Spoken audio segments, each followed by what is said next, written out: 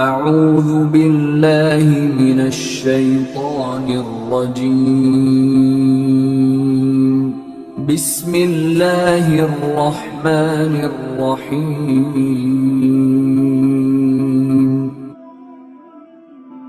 عبداللہ ابن عمر رضی اللہ تعالیٰ عنہ عید سے ایک دن پہلے اب حضرت عبداللہ ابن عمر رضی اللہ تعالیٰ عنہ کو آپ کے والد گرامی حضرت عمر رضی اللہ تعالیٰ عنہ نے دیکھا اور دیکھ کر اپنے بیٹے کو مسکرانے لگے، بلکہ رونے لگے۔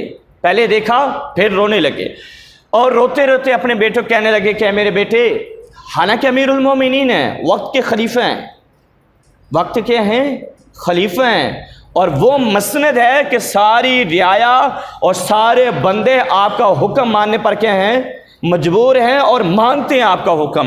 اور اس کے بچے کی عید دیکھیں، حضرت عمر رضی اللہ تعالیٰ عنہ نے اپنے شہزادے کو دیکھا اور دیکھ کر نا رونے لگے۔ جب رونے لگے تو شہزادے نے پوچھا، ابا جان آپ کس لیے روتے ہیں؟ کہنے بیٹا مجھے رونا اس بات پہ آیا ہے، تو امیر المومنین کا بیٹا ہے، میں اس وقت کیا ہوں، امیر ہوں، مسلمانوں کا خلیفہ ہوں۔ کل عید کا دن ہے اور لوگوں کے بچے نئے نئے کپڑے پہنیں گے اور خوشبو لگائیں گے، نہائیں گے، دھوئیں گے اور نئے کپڑے پہنیں گے، بالکل نئے کپڑے پہنیں گے، اور میرے پاس اتنی گنجائش نہیں ہے کہ بیٹا تجھے نیا کپڑا خرید کر دے سکوں، نیا سوٹ سلوا کر کیا کر سکوں، دے سکوں۔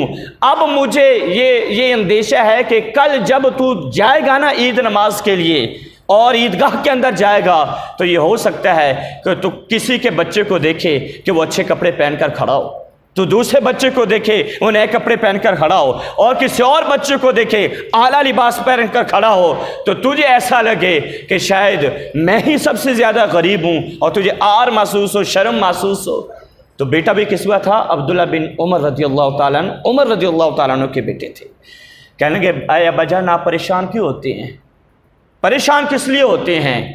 اے ابا جان شرمائے تو وہ، آر تو وہ محسوس کرے جس کو اللہ کی رضا نہ حاصل ہوئی ہو، آر تو وہ محسوس کرے جس نے اللہ کی نافرمانی کی ہو۔ اے ابا جان میں تو آپ پر بھی راضی ہوں اور میں اللہ کی رضا پر بھی راضی ہوں، اللہ نے جو مجھے دیا میں اسی پر راضی ہوں۔ حضرت عمر رضی اللہ تعالیٰ عنہ نے اپنے بیٹے کو لیا اور گلے سے لگا لیا، گلے سے لگا لیا۔ یہ تھے عمر۔